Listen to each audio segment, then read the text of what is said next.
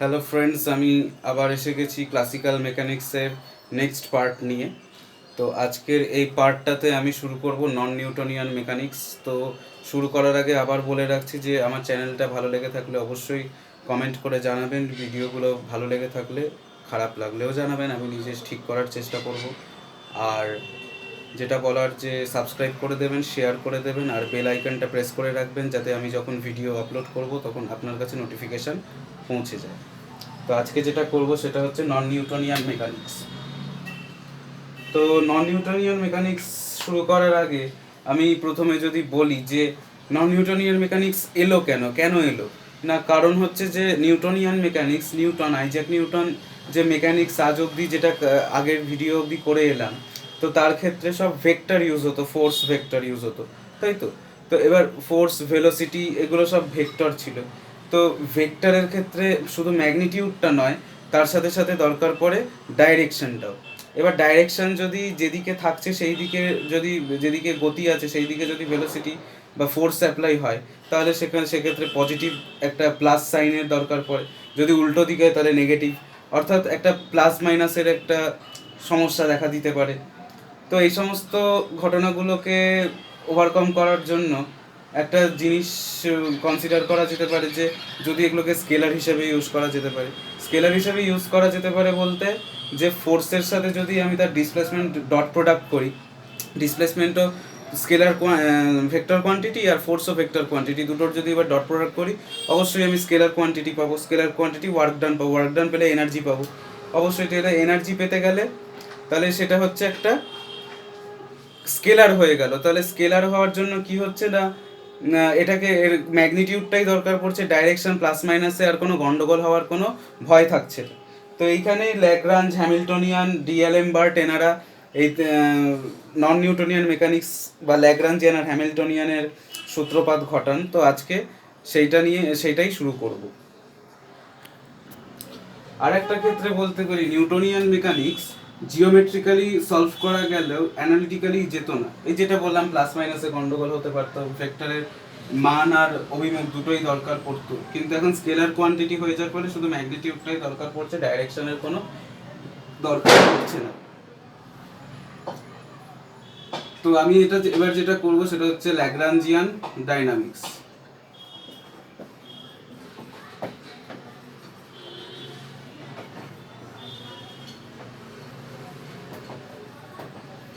Lagrangian dynamics আজকে শুরু করব। তো মেনলি প্রথমে আসার আগে, ল্যাগ্রাঞ্জিয়ান ডাইনামিক্স শুরু করার আগে আমাদের কোঅর্ডিনেট সম্পর্কে ধারণা যেটা দিয়ে দেওয়া যাক। তো কোঅর্ডিনেটস হচ্ছে তিন রকমের, সেটা আগে বলেই রেখেছিলাম। কার্টেশিয়ান, আমি একটা কোঅর্ডিনেটসের ওপরে ক্লাসই নিয়েছিলাম, তো সেটাই একটু আবার বলে রাখছি, সেখান দিয়েই শুরু করছি। মেকানিক্স শুরু করতে গেলেই, কোনো নতুন চ্যাপ্টার শুরু করতে গেলেই আমাকে কোঅর্ডিনেট সিস্টেম সম্পর্কে জ্ঞান থাকা বাঞ্ছনীয়। তো এবার যেটা করব, যে মনে করছি একটা 3D কোঅর্ডিনেট, এটাকে কার্টেশিয়ান কোঅর্ডিনেট সিস্টেম বলা হচ্ছে। তো এর অরিজিন হচ্ছে ও, এক্স, ওয়াই আর জেড তিনটে axis mutually perpendicular to each other. তো এই ক্ষেত্রে যদি একটা পোলার অ্যাঙ্গেল হয়, আমি 2 ডাইমেনশনালি ধরছি, যে একটা পয়েন্ট যদি পি থাকে আর সেটা যদি এক্স অ্যাক্সিসের সঙ্গে থিটা অ্যাঙ্গেল করে থাকে, তার পজিশন ভেক্টর ওপি যদি আর হয়, আমি আর ভেক্টর রাখছি না, আর এমনিই রাখছি, তাহলে পি এর কোঅর্ডিনেট হবে আর থিটা। ঠিক আছে, তাহলে এক্স কত হবে, আর কস থিটা, ওয়াই হবে আর সাইন থিটা, আর ট্যান থিটা হবে হচ্ছে ওয়াই বাই এক্স, তাহলে থিটা হবে হচ্ছে tan inverse Y by X, right. এবার আমি 3D-তে যাব। 3D-তে যাচ্ছি, প্রথমে সিলিন্ড্রিক্যাল আমি কোঅর্ডিনেট সিস্টেম চেক করব। সিলিন্ড্রিক্যাল কোঅর্ডিনেট সিস্টেমের ক্ষেত্রে কি দরকার পড়ছে, রো, থিটা আর জেড। ঠিক আছে, রো হচ্ছে radius, position vector, theta angle আর জেড হচ্ছে তার হাইট সিলিন্ডারের। তাহলে সেক্ষেত্রে রো কত হবে না, এক্স হয়ে যাবে রো কস থিটা, ওয়াই হয়ে যাবে রো সাইন থিটা, জেড জেডই থাকবে, জেড জেডই থাকবে। ঠিক আছে, আর থিটা হবে হচ্ছে tan inverse y by x sin inverse y by rho cos inverse x by rho। ওকে, তো এগুলো সিলিন্ড্রিক্যালের ক্ষেত্রে গেল। এবার যেটা লাস্ট আসবো স্ফেরিক্যালে। এবার স্ফেরিক্যালের ক্ষেত্রে কি হবে? স্ফেরিক্যালের ক্ষেত্রে যেটা হবে, স্ফেরিক্যালের ক্ষেত্রে হবে হচ্ছে r equal to x equal to r cos theta r sin theta sin phi, r sin theta cos phi, y হবে হচ্ছে r sin theta sin phi, আর z হবে হচ্ছে r cos থিটা। সুতরাং r ইকুয়াল টু হচ্ছে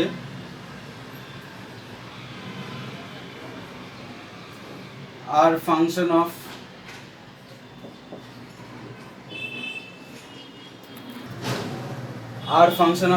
r theta phi, অর্থাৎ x function of r theta phi, y equal to y function of r theta phi, আর z equal to z function of r theta আর phi.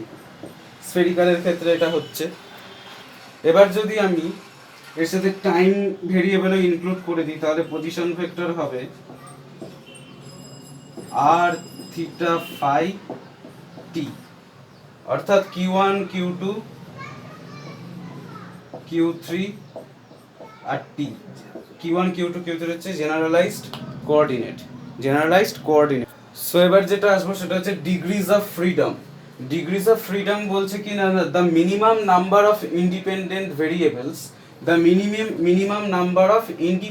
Variables, freedom বলেছে মানে independent হবে, variables or coordinates variable or coordinates required to specify the position of a dynamical system consisting of one or more particles। একটা particle হতে পারে, একাধিকও হতে পারে, সেই পার্টিকেল সম্মিলিত হয়ে যে ডাইনামিক্যাল সিস্টেম তার পজিশনকে স্পেসিফাই করতে পারে যে minimum number of independent variable দিয়ে, সেই সংখ্যাটাকে বলা হচ্ছে is called the number of degrees of freedom of the system.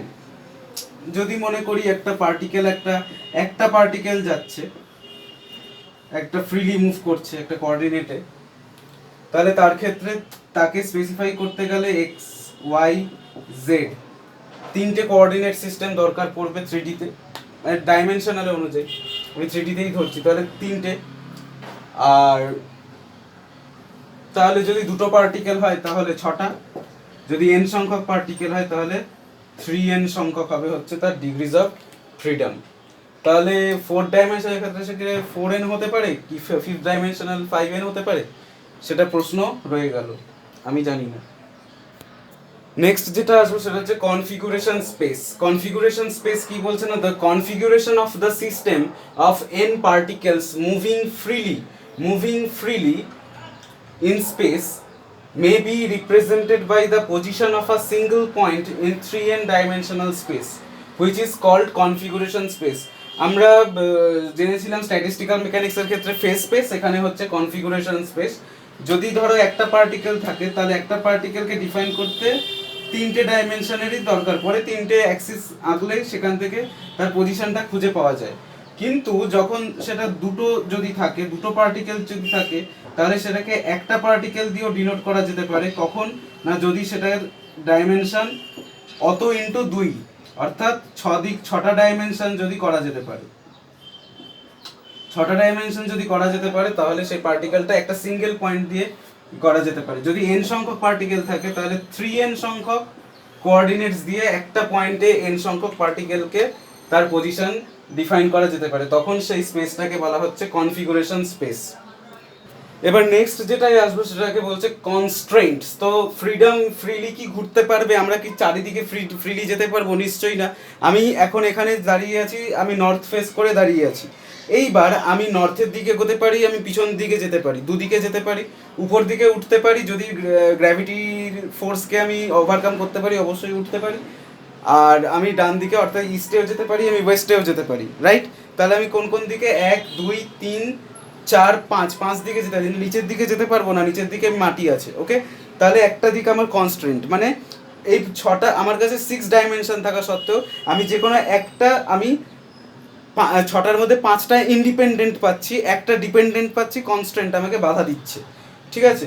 এই কনস্ট্যান্ট ফোর্স আসার ফলে কি হচ্ছে না, তাহলে ডাইনামিক্যাল এই যে ডিওএফ মানে ডিগ্রিজ অফ ফ্রিডমের ডেফিনেশনটা এইভাবে পাল্টে যাচ্ছে যে minimum number of degrees of minimum number of variables compatible with the constraints will be the degrees of freedom of the system. মানে যদি কনস্ট্রেন্টস এর সাথে কম্প্যাটিবল হয় তাহলেই সেটা ডিগ্রিজ অফ ফ্রিডম, মানে আমি 5 দিকে যেতে পারবো, এটাই আমার ডিগ্রিজ অফ ফ্রিডম। আমি নিচের দিকে যেতে পারবো না, কারণ কনস্ট্যান্ট ফোর্সটা আমাকে আপওয়ার্ড ফোর্স দিচ্ছে, তাই আমি নিচের দিকে যেতে পারবো না, ঠিক আছে?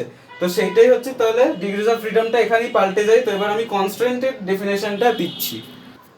তাহলে কনস্ট্যান্টস কাকে বলছে না, the limitations on the motion of a system are called the limitations on the motion of a system are called constraints, and the motion is said to be constrained motion. অর্থাৎ আমি যে motion করছি, প্রত্যেকটা মানুষই যে motion করছে তার ক্ষেত্রে 5টা, মানে একদিকে যে দিকটা কনস্ট্যান্ট সেটা লিমিটেশন হচ্ছে, সেটা লিমিটেড, ওই জন্য সেটা কনস্ট্যান্ট অফ মোশন হচ্ছে। তবে লুজ মোশনের ক্ষেত্রে সেটা একটাই ডিগ্রিজ অফ ফ্রিডম। তো কনস্ট্যান্ট অফ মোশন হলো, তো কনস্ট্রেন্টস কয় প্রকার? 1 নম্বর হচ্ছে হলোনমিক, হচ্ছে নন হলোনমিক, স্ক্লেরোনমিক, স্ক্লেরোনমাস, একটা হচ্ছে রিহোনমাস।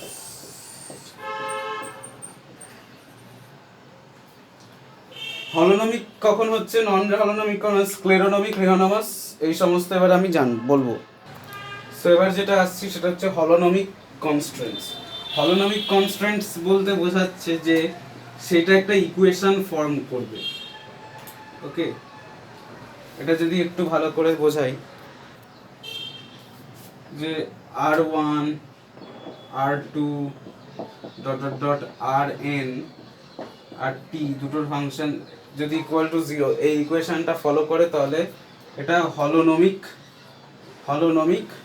কনস্ট্রেন্ট হবে। অর্থাৎ মনে করছি একটা সার্কুলার, আমি একটা বৃত্তচাপ নিয়ে নিলাম, আর্ক নিয়ে নিলাম, এবার তার ভিতরে একটা বল এরকম ভাবে রোটেট করে যাচ্ছে, তার ভিতরে, তার সারফেস বরাবর ভিতরে, ঠিক আছে?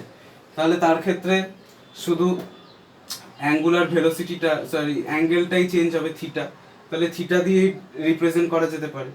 আর তার যে পজিশন আর, সেটা তো অলওয়েজ রেডিয়াসের সঙ্গে সমান, তাহলে সেটা যদি পজিশন ভেক্টর হয় তাহলে আর ম্যাগনিটিউড ইকুয়াল টু হবে a, অর্থাৎ r minus a equal to 0, তাহলে ইকুয়েশন রিপ্রেজেন্ট করা যাচ্ছে, তাই ওটা হলোনমিক কনস্ট্যান্ট। এবার যদি একটা স্ফিয়ার ধরি, স্ফিয়ারের ক্ষেত্রে যদি স্ফিয়ারের ওপরে একটা পার্টিকেল এরকম ভাবে রাউন্ড ঘুরতে থাকে সারফেসের মধ্যে, তাহলে তার ক্ষেত্রে একটা থিটা থাকবে আর একটা অ্যাঙ্গেল থাকবে ফাই, এই থিটা আর ফাই দুটোই শুধু চেঞ্জ হবে, আর পজিশন ভেক্টর অলওয়েজ সেই r মাইনাস a থাকবে ইকুয়াল টু 0। তাহলে এগুলো হচ্ছে হলোনমিক কনস্ট্যান্ট। এবার নন হলোনমিক কি হচ্ছে? নন হলোনমিকের ক্ষেত্রে হচ্ছে কি না, যখন কোনো কনস্ট্যান্টকে এই f1 r2 dot dot dot rn, এই যে ইকুয়েশনটা রয়েছে, এটা গ্রেটার দেন ইকুয়াল টু 0 হয় বা লেস দেন ইকুয়াল টু 0 হয়, দুটো কেসেই হতে পারে, অর্থাৎ সমান নয়, ঠিক আছে? গ্রেটার দেন ইকুয়াল টু বলতে বোঝাচ্ছে যখন এই যে স্ফিয়ারের উপরেই দেখছি আমি পৃথিবীর উপর একটা বল রেখেছি, তার উপর পার্টিকেলটা ঘুরছে, তো অবশ্যই এই অবধি আস্তে আস্তে আস্তে আস্তে গ্র্যাভিটির জন্য পড়ে যাবে, অবশ্যই সারফেসে ঘুরবে না, তখন সেটা কি হয়ে যাবে না, r মাইনাস a হয়ে যাবে গ্রেটার দেন ইকুয়াল টু 0, তাহলে সেটা হয়ে গেল নন হলোনমিক কনস্ট্যান্ট। আবার যদি একটা স্ফেরিক্যাল কন্টেনারের মধ্যে যদি গ্যাস পার্টিকেল থাকে, কোনো একটা গ্যাসের পার্টিকেল থাকে, তো সেগুলো দেওয়ালের মধ্যে ধাক্কা খাবে আবার ফিরে আসবে বা তার মধ্যে থাকবে, তখন তাদের position vector r minus greater than equal r minus A greater than equal to 0 হয়ে যাবে না? তাহলে এই দুটো কেস হচ্ছে নন হলোনমিক আর হলোনমিক, এই দুটো বোঝা গেল। স্ক্লেরোনমিক হচ্ছে কি না, স্ক্লেরোনমিক হচ্ছে যে যখন এর মধ্যে কোনো টাইমের ইমপ্লিমেন্টেশন থাকবে না, ইনভলভমেন্ট থাকবে না, তখন সেটা হবে স্ক্লেরোনমিক। আর যখন টাইমের ইনভলভমেন্ট থাকবে তখন সেটা হয়ে যাবে রিওনমিক। আর দুই ধরনের কনসেপ্ট আসতে পারে, দুই ধরনের কনস্ট্রেন্ট হতে পারে, সেটা হচ্ছে কনজারভেটিভ আর ডিসিপেটিভ। যখন কনস্ট্রেন্ট ফোর্স কোনো কাজ না করে, যখন কাজ করে না, তখন কি হয় না, তখন কোনো এনার্জির লস হয় না, তখন সেটা হয়ে যাচ্ছে কনজারভেটিভ ফিল্ড, মানে কনজারভেটিভ কনস্ট্রেন্ট, মানে সেখানে কোনো এনার্জি হচ্ছে কনজার্ভ থাকছে, ওকে। আর যখন কনস্ট্যান্ট ফোর্স কোনো কাজ করছে তখন এনার্জি লস হচ্ছে, এনার্জি লস হওয়ার ফলে সেটা এনার্জি ডিসিপেটস করছে, তাই সেটা হয়ে যাচ্ছে ডিসিপেটিভ কনস্ট্রেন্ট। তো এই গেল কনস্ট্রেন্টের পার্ট। এবার যেটা যাব সেটা হচ্ছে ফোর্সেস অফ কনস্ট্রেন্টস। কনস্ট্রেন্টের জন্য কি ফোর্স, অর্থাৎ আমি যদি কোনো একটা পেন্ডুলাম দেখি, তাহলে সেটা যে লেন্থের ববটা, যে লেন্থ, এল লেন্থের একটা স্ট্রিং দিয়ে যখন ববটা ঝোলানো হচ্ছে, তখন তার ক্ষেত্রে ফোর্সেস কনস্ট্রেন্ট কি থাকবে না, এই যেখানে থেকে আটকানো আছে সেখান থেকে এই অবধি তার টেনশনাল ফোর্সটা। আবার যখন কোনো ইনক্লাইন্ড প্লেন থাকে যখন, তখন সেক্ষেত্রে যখন একটা বাক্স এরকম মাস এরকম নিচের দিকে মুভ করে, তখন তার কনস্ট্যান্ট অফ ফোর্স হচ্ছে ফ্রিকশনাল ফোর্স, যেটা হয় এর এদিকে প্যারালালি। তো এই দুটো ক্ষেত্রে কি হয় না, এই যে কনস্ট্যান্ট ফোর্সটা, এটা যেহেতু normal perpendicular of the direction, এটা ডাইরেকশনটা এরকম হলেও এদিকে তো ট্যানজেনশিয়ালি যাচ্ছে, তাহলে আর এর টেনশনটা এদিকে, তাহলে এদের মধ্যে অ্যাঙ্গেল 90 ডিগ্রি হচ্ছে, মানে পারপেন্ডিকুলার হচ্ছে। সেক্ষেত্রে সেই কনস্ট্যান্টগুলোকে বলা হচ্ছে আইডিয়াল কনস্ট্যান্ট, কারণ এইসব কনস্ট্যান্ট কোনো কাজ করছে না। অর্থাৎ কনস্ট্যান্ট হচ্ছে তোমার, কনস্ট্যান্টের ফলে যে কাজ সেটা হচ্ছে জিরো। আর এক্ষেত্রে কিছু কিছু ক্ষেত্রে যে হয়, আর কিছু কিছু ক্ষেত্রে এই যে যেমন কোনো একটা মাস যদি এইভাবে ইনক্লাইন প্লেন বরাবর নিচের দিকে নামতে থাকে ডিউ টু গ্র্যাভিটি, তাহলে সেক্ষেত্রে কি হচ্ছে না, তার অভিমুখটা, ডাইরেকশনটা এইদিকে, আর তার frictional constant force of constant হচ্ছে এইদিকে, দুটো প্যারালাল, অর্থাৎ তাদের মধ্যে অ্যাঙ্গেল হচ্ছে 0 ডিগ্রি। অবশ্যই ডট প্রোডাক্ট আমি জানি যে ডট প্রোডাক্টের কস 0 ম্যাক্সিমাম ভ্যালু, তাই এর ওয়ার্ক ডান করে। তাহলে এগুলো হচ্ছে কনস্ট্যান্টস, আইডিয়াল কনস্ট্যান্টস নয়, আর এগুলো হচ্ছে আইডিয়াল কনস্ট্যান্টস। তো এই কনস্ট্যান্টের ফলে যে কাজটা, সেই কনস্ট্যান্টের রিমুভাল করতে হয়। তো রিমুভাল করতে গেলে দুটো প্রবলেম চলে আসে আমাদের কাছে, যেটা হলো, এবার যদি আমি একটা সিস্টেম অফ পার্টিকেল কনসিডার করি, তাহলে তার উপর টোটাল ফোর্স কত হবে না, টোটাল ফোর্স এফআই এক্সটার্নাল আইয়ের পার্টিকেলের উপর external force plus summation over J FI J, এই ফোর্সটা, ওকে। তো অর্থাৎ একটা সিস্টেম অফ পার্টিকেলের ক্ষেত্রে দুটো রিজিড বডি, যেহেতু তাদের মধ্যে পার্টিকেল দুটোর মধ্যে একটা নির্দিষ্ট ডিস্টেন্স সবসময় মেনটেন করছে, তার ক্ষেত্রে কি হচ্ছে না, তার ক্ষেত্রে যেটা ঘটনাটা ঘটছে, যে তখন আমার প্রবলেমটা কোথায় দাঁড়াচ্ছে, যে সিস্টেম অফ পার্টিকেলটার ক্ষেত্রে আমি যদি n সংখ্যক পার্টিকেল থাকে, অবশ্যই আমি 3n সংখ্যক ডিগ্রিজ অফ ফ্রিডম দিয়ে এটাকে ডেসক্রাইব করতে পারবো না। কেন পারবো না, যেহেতু তাদের মধ্যে একটা নির্দিষ্ট দুটো যে কোনো দুটো পার্টিকেলের মধ্যে একটা নির্দিষ্ট ডিস্টেন্স, এটা কনস্ট্যান্ট রয়েছে, রাইট। তাহলে আমার সেখানে একটা কনস্ট্রেন্ট দরকার, এই কনস্ট্যান্ট নিশ্চয়ই আছে, যেহেতু এর মধ্যে একটা ডিস্টেন্সটা কনস্ট্যান্ট, তাই কনস্ট্যান্ট আছে, তাই সেটাকে এইভাবে লেখা যায় যে যদি n সংখ্যক একদম ডিগ্রিজ অফ ফ্রিডম যে ফাইনাল, সেটা হচ্ছে 3n - m, m হচ্ছে কনস্ট্যান্ট। যদি 3n সংখ্যক পার্টিকেল, মানে n সংখ্যক পার্টিকেল থাকে, প্রত্যেকটা পার্টিকেলের 3টে ডাইমেনশন, তাহলে 3n টোটাল আমরা জানতাম ডিগ্রিজ অফ ফ্রিডম। সেখান থেকে যদি কনস্ট্যান্ট অফ ফোর্সটাকে বাদ করি, কনস্ট্যান্টটাকে বাদ করি, তাহলেই আমরা ইন্ডিপেন্ডেন্ট বাকিটা পেয়ে যাব পার্টটা। আর একটা যেটা হচ্ছে যে অনেক ক্ষেত্রে কি হয় না, কনস্ট্যান্ট অফ মোশন, যদি একটা দড়ির ওপরে যদি একটা পার্টিকেল বা একটা পিঁপড়ে যদি চলাচল করে, তার ক্ষেত্রে প্রথমেই তার ইয়েটা বোঝা যাবে না, কনস্ট্যান্টটা কোন দিক দিয়ে আসছে সেটা বোঝা যাবে না। তো এই সমস্ত ডিফিকাল্টিগুলো থাকে, তো সেইগুলো এবার ওভারকাম করা দেখাবো। তো ডিফিকাল্টিগুলো ওভারকাম করার আগে প্রথমেই জেনে নেওয়া যাক জেনারেলাইজড কোঅর্ডিনেটস। কি বলছে না, this name is given to a set of independent coordinates sufficient in numbers to describe completely the state of configuration of dynamical system.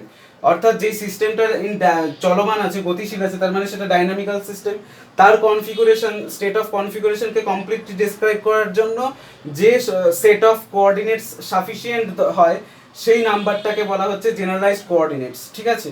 তো এইবার যেটা আসবো সেটা হলো principal of virtual work. Principal of virtual work, তো virtual work কি হচ্ছে না, একটা খুব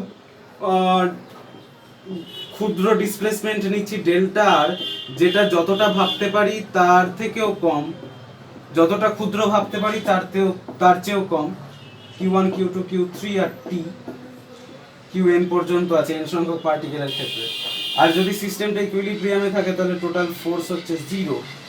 তাহলে এটা ওয়ার্ক ডানটা কত দাঁড়াবে না, ডেল্টা ডাব্লিউ আই আয়ের পার্টিকেলের ক্ষেত্রে হয়ে যাবে F I dot delta R I. Okay, summation over I F I dot delta R I. এবার এফ আই টোটাল ফোর্স কত, সেটা হয়ে যাবে 0 কারণ ইকুইলিব্রিয়ামে আছে। এবার এফ আই টোটাল ফোর্সটা কত আমরা জানি, F I external plus F I J, sorry constant of force F, এটা হচ্ছে টোটাল ফোর্সটা। তাহলে আমি যদি এখানে লিখি তাহলে আসবে F I external dot delta R I plus F I dot delta R I equal to 0। তাহলে এখন আমরা জানি কনস্ট্যান্ট মোশনের জন্য যে ফোর্সটা সেটা 0 হয়ে যাচ্ছে, তাহলে এটা এক্সটার্নালি অ্যাপ্লাইড ফোর্সটার ক্ষেত্রেও সেটা তাহলে 0 হচ্ছে। তাহলে কনস্ট্যান্ট ফোর্সের জন্য অ্যাপ্লাইড ফোর্সের উপর ওয়ার্ক ডানটা ফাইনালি 0 চলে আসছে। অবশ্যই সেটা ইকুইলিব্রিয়ামে, ঠিক আছে। এবার আসছি ডিঅ্যালেমবার্টস প্রিন্সিপাল। তো ডিঅ্যালেমবার্টস কি করেছিলেন না, আমরা জানি এফ আই সমান হচ্ছে pi dot according to Newton's second law of motion, the change in momentum with respect to time we get the force applied on the system. Okay, তো আমরা তাহলে বলতে পারবো F I minus PI dot equal to 0। তাহলে এবার আমরা work ডানটা দেখি। Work ডানটা হচ্ছে তাহলে delta W equal to summation over I to the power 1 to n F I minus PI dot equal to 0, sorry এর সাথে ডট প্রোডাক্ট আছে, delta R I equal to হচ্ছে 0। এফ আই মানে কত,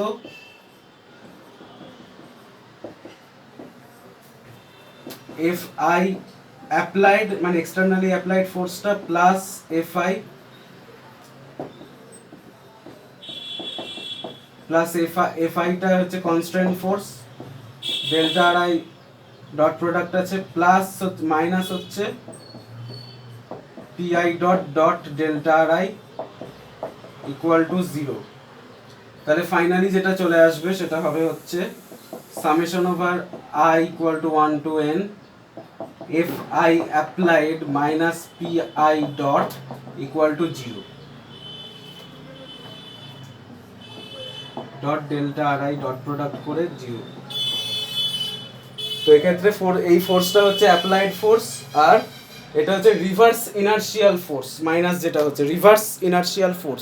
তো এটাই হচ্ছে ডিঅ্যালেমবার্টস প্রিন্সিপাল। এখানে দেখো এটা প্লাস আছে, মাইনাস মানে ফোর্সের নেগেটিভ ডাইরেকশন, বিপরীত ডাইরেকশন অপোজিট ডাইরেকশন দেখাচ্ছে, তাই এটার না তো এটা প্লাস অফ মাইনাস পিআই, তাই রিভার্স হচ্ছে রিভার্স ইনার্শিয়াল ফোর্স।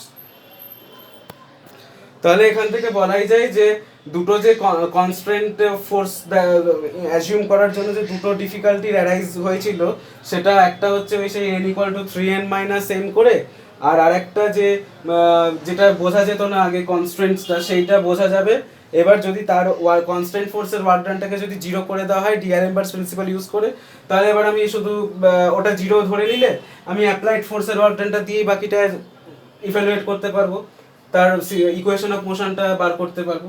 তো এবার যে ইকুয়েশন অফ মোশনটা আমি ইভ্যালুয়েট করতে যাচ্ছি সেটাই হচ্ছে ল্যাগ্রাঞ্জিয়ান ইকুয়েশন, অর্থাৎ ল্যাগ্রাঞ্জিয়ার ইকুয়েশন ফ্রম ডিঅ্যালেমবার্টস প্রিন্সিপাল থেকে। তো এবার আমরা করব ল্যাগ্রাঞ্জেস ইকুয়েশন ফ্রম ডিঅ্যালেমবার্টস প্রিন্সিপাল। তো আমি n পার্টিকেলের একটা সিস্টেম ধরে নিই যদি, তাহলে তার i পার্টিকেলের ফাংশন ri হবে হচ্ছে q1 q2 dot dot dot Q n সংখ্যক পার্টিকেল, আর তার সাথে টাইম এক্সপ্লিসিটলি একটা ভেরিয়েবল থাকছে। তো আমি যদি এবার r এর টাইম ডেরিভেটিভ নিই তাহলে dri dt equal to dri by dq1 by Q one dot plus DRI vector থাকছে বাই ডি কিউ টু এভাবে চলতে থাকছে, চলতে চলতে হয়ে যাচ্ছে DRI by D Q N, আর প্লাস হয়ে যাচ্ছে DRI by DT delta delta delta delta delta সব এগুলো ডেল আছে, ঠিক আছে, এক্সাক্ট নয়, partial.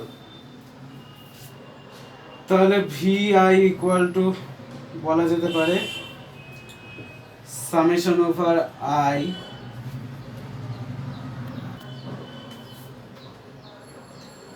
K one to N delta R I by del Q K into Q K dot plus delta R I by delta T, এভাবে VI কে লেখা যেতে পারে। সেরকম small displacement delta R I কে এরকম লেখা যেতে পারে delta R I by del Q I one equal to হচ্ছে ডেল্টা কিউ ওয়ান, এরকম চলতে থাকলে del R I by del Q N delta Q N, অর্থাৎ সামেশন করলে পেতে পারি summation over K one to N delta R I, অবশ্যই এগুলো ভেক্টর রয়েছে মাথায়, by delta Q K into delta Q K del Q K. Okay, তো এই দুটো জিনিস ভালো করে মনে রাখতে হবে।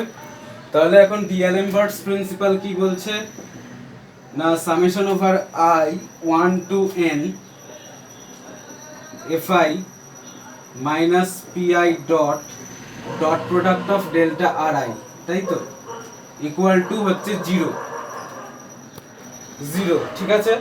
তো এবার আমি শুধু ফার্স্টে আই এফ এর ক্ষেত্রে আসছে I equal to one to N F I যদি করি ডট ডেল্টা আর আই করি, তাহলে সেটা চলে আসবে কত না, একটা তো থাকছে আই সামেশন ওয়ান থেকে ক্যাপিটাল এন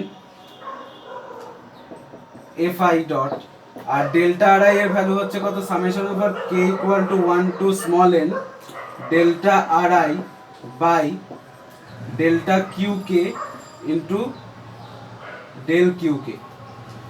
তাহলে এখন যদি আমি সামেশন দুটোকে এরকম লিখি, summation over I equal to one to N আর একটা হচ্ছে কে ইকুয়াল টু, বাইরে কেটাকে রাখছি ভিতরে আইটাকে রাখছি, তাহলে এটা হবে ক্যাপিটাল এন, এটা হবে small N, equal to F I dot dot product of delta R I by delta Q K equal to হচ্ছে into delta Q K del Q K. Okay, delta del এই টার্মটাকে বলছে হচ্ছে G K del Q K, জিকেটাকে বলছে generalised force, যেমনি generalised কোঅর্ডিনেটের কোনো ডাইমেনশনটা তার লেন্থের সঙ্গে কোনো দরকার পড়ে না, লেন্থ আর তাদের মধ্যে সম্পর্ক দরকার পড়ে না, তেমনি জেনারেলাইজড ফোর্স আর এমনি ফোর্সের ডাইমেনশনেরও কোনো প্রয়োজন পড়ে না, তবে এদের গুণফলটা অলওয়েজ ওয়ার্ক ডানের ডাইমেনশনের সঙ্গে সমান হবে।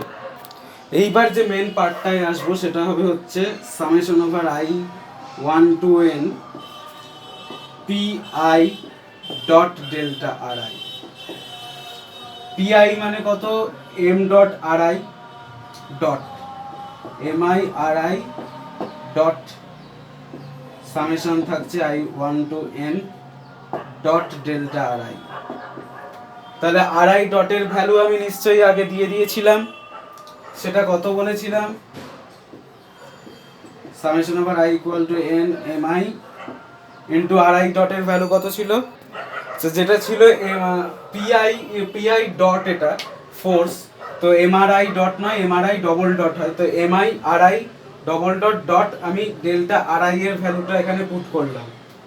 ওকে, এবার নেক্সট যেটা করব তো আমি এটা করলাম কি summation over I equal to 1 to n করে ডিডিটি নিলাম, ডিডিটি অফ এটা যদি আমি টাইম ডেরিভেটিভ করি তাহলে আর একটা এক্সট্রা টার্ম আসবে, সেটা minus M I R I dot DDT of del R I by del Q K হবে, সেটা ক্যান্সেল আউট হয়ে যাবে আর এম আর আই ডবল ডটটা ডট এটা থেকে যায়, মানে যেটা আমি এখানে লিখেছিলাম সেটাই আমি এইভাবে লিখলাম। সো এখানে দুটো অ্যাপ্রক্সিমেশন নেওয়া যেতে পারে যে DDT of delta R I by delta Q K এটা সমান সমান হয়ে যাবে delta VI by delta Q K এইভাবে, আর delta R I by delta Q কেটা হয়ে যাবে delta VI by delta Q K dot. তো এই দুটো অ্যাপ্রক্সিমেশন নেওয়া যেতে পারে, যেটা আমি দেখাচ্ছি না, সেটা নিলে এবার যেটা দাঁড়াবে, তো ফাইনালি এইটা চলে আসবে ঠিক এই রকম। তো এখন যেটা কাজ করা যেতে পারে, দুটোকে এরকম সামেশন আমি লিখছি না কে আর আই, লিখে এরকম লেখা যেতে পারে DDT of half M I VI dot VI, okay, আর মাইনাস ওটাকেও লেখা যেতে পারে half M I dot VI করা যেতে পারে। তো ফাইনালি যেটা আসবে summation over I 1 to n P I vector dot delta R I equal to যেটা আসছে দুটো summation DT kinetic energy by D Q K dot minus kinetic energy by D Q K. যখন Q K dot আছে তার সাথে DDT, এই ডিডিটিটা এখানে আছে DT by D Q K dot minus DT by D Q K, ঠিক আছে। এখন আমরা ইকুয়েশন থেকে জানি যে এইটা হয়ে যাচ্ছে D T by D Q K dot, এটা অবশ্যই ডেল্টা আছে, এগুলো অবশ্যই ডেল্টা আছে, ঠিক আছে। Delta T by delta Q K of DDT plus minus delta T by delta Q K, এখানে Q K dot equal to হচ্ছে জি কে, এর সঙ্গে ডেল্টা কিউ কে ছিল, ওই কি ডেল্টা কিউ কে, জি কে হচ্ছে জেনারেলাইজড ফোর্স মানে হচ্ছে কনজারভেটিভ সিস্টেমে minus grad V gradient of a potential. তাহলে জি কেটা যদি এদিকে আনি তাহলে এটা চলে আসবে D D T of delta of T minus V of del Q K dot R minus delta T minus V by delta Q K equal to 0। Time অর্থাৎ টাইম ডেরিভেটিভ যখন নেব তখন ওই যে কিউ কে ডটটা তখন ভি এর সাথে চলে আসে, কারণ এখানে ডি বাই ডিটি আছে, তাহলে টি মাইনাস ভি হচ্ছে ল্যাগ্রাঞ্জিয়ান অর্থাৎ কাইনেটিক এনার্জি আর পোটেনশিয়াল এনার্জি ডিফারেন্স, সেই হচ্ছে ল্যাগ্রাঞ্জিয়ান, এটাই হচ্ছে ল্যাগ্রাঞ্জের ইকুয়েশন অফ মোশন ডিআরএমবার্টস প্রিন্সিপাল থেকে, যেখানে ল্যাগ্রাঞ্জিয়ান এর হচ্ছে কাইনেটিক এনার্জি আর পোটেনশিয়াল এনার্জি ডিফারেন্স। তো এটা হচ্ছে টি মাইনাস ভি, যেটা এখানে পাওয়া গেল, এটা হচ্ছে ইকুয়েশন অফ মোশন ল্যাগ্রাঞ্জিয়ানের।